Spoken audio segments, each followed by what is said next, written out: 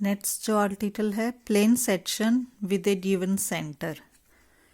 दो डेफिनेशन है इस आर्टिकल की। To find the equation of the plane of the section of central toroidal ax square plus by square plus cz square equal to 1 whose center is x1 y1 z1, or to find the locus of chord of the toroid ax square plus by square plus cz square equal to 1 which are bisect at the point x1 y1 z1।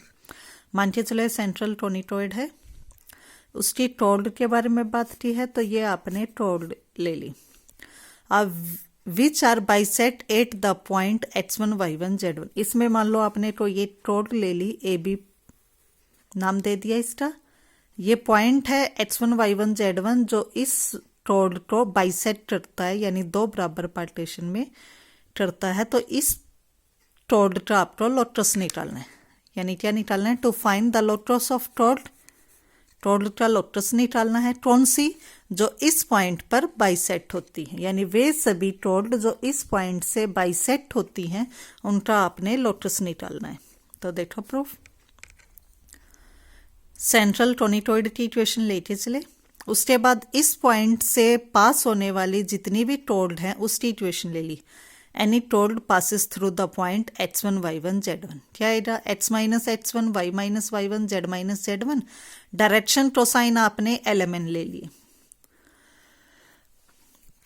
अब आप इसको equal to are लेके चलेंगे तो यहाँ से x y z की value आ जाएंगी, यानी इस टोर्ड पे जितने भी पॉइंट है वो इस फॉर्म में होंगे, any point on this line. लेकिन ये जो टोर्ड है इसके ये जो पॉइंट है, जैसे मान लो यही आपने टोर्ड ली तो ये दो पॉइंटों पे टच कर रही है, दो पॉइंट पे टच कर रही है, एक ए पॉइंट पे एक बी पॉइंट पे। तो यानी क्या आ गया? ये टोनिटॉइड की इक्वेशन को सेटिस्फाई करेगी क्योंकि ये लाइन टोनिटॉइड को टच कर रही है। तो एक्स की जगह ये वैल्यू पुट करो, वाई की जगह ये, जेड की जगह ये वैल्यूज पुट की। अब यहाँ आपने कॉन्स्टेंट इक्वल टू आर लेते हो तो आर की फॉर्म में आ गया। तो आर स्क्वायर वाली टर्म एक तरफ, आर वाली एक तरफ और विदाउट आर वाली एक तरफ। तो इसको देखेंगे तो एक क्वाड्रेटिक इक्वेशन बन गई आर के अंदर। तो यहाँ से आर की दो वैल्यूज आएंगी, लेकिन यहाँ पे ये टेंजेंट प्लेन नहीं बन रहा था। टेंजेंट प्लेन जब भी बनता था तो उसमें आर की एक ही वैल्यू आती है, आर या के आप जो भी कॉन्स्टेंट लेते हो एक ही वैल्यू आनी, यानी डिस्क्रिमिनेशन की वैल्यू 0। उसमें क्या होता था? B square minus 4ac equal to 0, यानी B square equal to 4ac। लेकिन इस वाले में दो पॉइंट पे टच कर रही है, ये और ये। तो ये किस टाइप से आएंगी आर की वैल्यू? मान लो एक आर की वैल्यू R1 है तो दूसरी माइनस R1 आएगी। तो इस वाले केस में क्या होगा? सम ऑफ रूट्स 0 हो जाएंगे, यानी रूट्स कैसे आएंगे? इक्वल आएंगे बट अपोजिट साइन आएंगे। अपोजिट साइन आएंगे तो उनका सम क्या हो जाएगा? 0। Sum of roots 0। Sum of roots का फॉर्मूला क्या होता है? अगर इसको ए नाम दो, बी सी, तो सम ऑफ रूट्स आएगा minus B by A equal to 0। तो यहाँ से बी की वैल्यू 0, यानी कोफिशिएंट ऑफ आर की वैल्यू क्या आ जाएगी? 0। कोफिशिएंट ऑफ आर ये था, इसकी वैल्यू 0। अब उसके बाद यहाँ एल, एम और एन डायरेक्शन कोसाइन खुद से चूज किए थे, तो एलिमेंट को आप यहाँ पे एलिमिनेट करेंगे। एलिमिनेट कैसे करेंगे? इसकी वैल्यू इक्वल टू आर नाम दी थी, तो यहाँ से एल की वैल्यू आएगी x minus x1 by R. ऐसे ही m की वैल्यू आएगी y minus y1 by R, n की वैल्यू आएगी z minus z1 by R. तो एलिमेंट तीनों की वैल्यूज पुट की, सभी के अपॉन में आर था, राइट साइड में जाके क्या हो गया? Equal to 0। सिंप्लीफाई किया, ये आ गया, दोनों तरफ -1 कर दिया। तो यहां से क्या आ गया आपका? Plane section with a given centre क्या आया है? t equal to S1। t यहाँ ये है, S1 वही है, t टेंजेंट ही है, और S1 x1 y1 z1 point करके जो आती है ये है। क्लियर? ये आर्टिकल भी आ सकता है और इसी पे बेस एग्जाम्पल या क्वेश्चन भी आ सकते हैं। एग्जाम्पल फर्स्ट देखो, show that the locus of centre of all plane section of the conicoid which passes through a fix point is a conicoid. देखो इसमें टोनिटॉइड गिवन है, वो आपने ले लिया AH square plus BY square plus CZ square equal to 1 which passes through fixed point. इसमें fixed point ट्रांजिटर था तो फिट्स पॉइंट हमने ले लिया अल्फा बीटा गामा, ये फिट्स पॉइंट।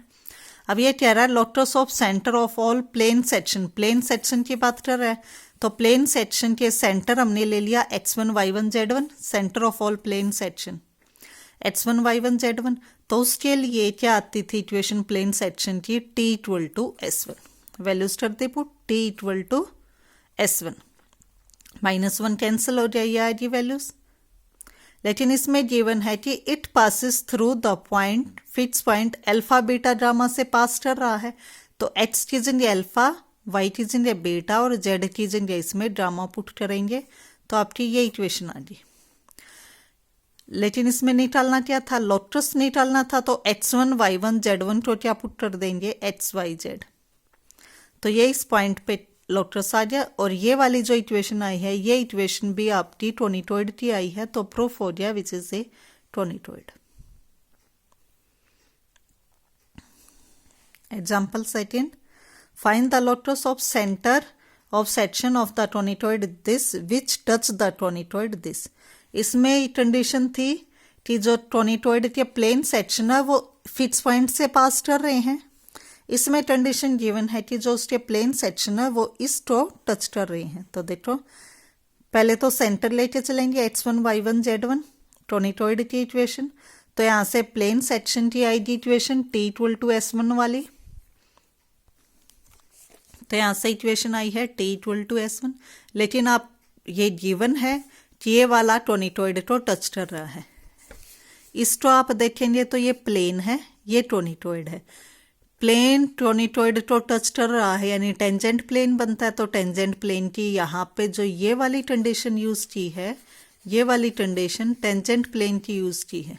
देखो क्या होता है, LH plus MY plus NZ equal to P अगर प्लेन है और AH square plus BY square plus CZ square equal to 1 अगर आपका टोनिटोइड है तो कंडीशन ऑफ टेंजेंसी आपने पढ़ी थी L square by A plus M square by B plus N square by C equal to P square, उसकी direct use की है वैल्यूज। अब लोटस निकालना था तो लोटस कैसे निकलेगा, x1 को s में चेंज कर दो, y1 को y में, z1 को z में, तो ये लोटस ऑफ दिस पॉइंट। तो इसमें दो ही एग्जाम्पल थे। 9.5 की एक्सरसाइज में थर्ड देखो क्वेश्चन, ये सिंपल आर्टिकल या एग्जाम्पल के जैसे ही है। इसमें मैं क्वेश्चन थर्ड कर रही हूँ। Find the centre of the टोनिट given by the equation this and conicoid this.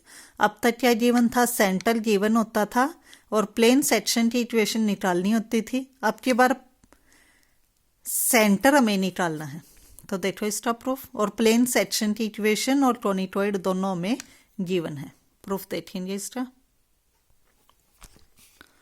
देखो थर्ड क्वेश्चन का proof, find the centre of टोनिट given by the equation this and this. Equation of given टोनिट ये given है, लेकिन टोनिट की इक्वेशन हमेशा इक्वल टू 1 फॉर्म में गिवन थी। यहाँ है इक्वल टू 4, तो 4 से डिवाइड कर देंगे, ये बन गया आपकी इक्वल टू 1 फॉर्म में। गिवन प्लेन की इक्वेशन ये है। फाइंड द सेंटर, सेंटर हमें निकालना था, सेंटर हमने मान लिया alpha beta gamma. Alpha beta gamma centre, ये टोनिटोइड की इक्वेशन।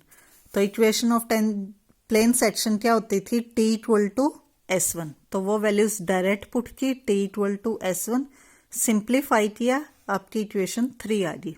यानी x वाली टर्म एक तरफ, y वाली एक तरफ, z वाली, और ये विदाउट x y z वाली।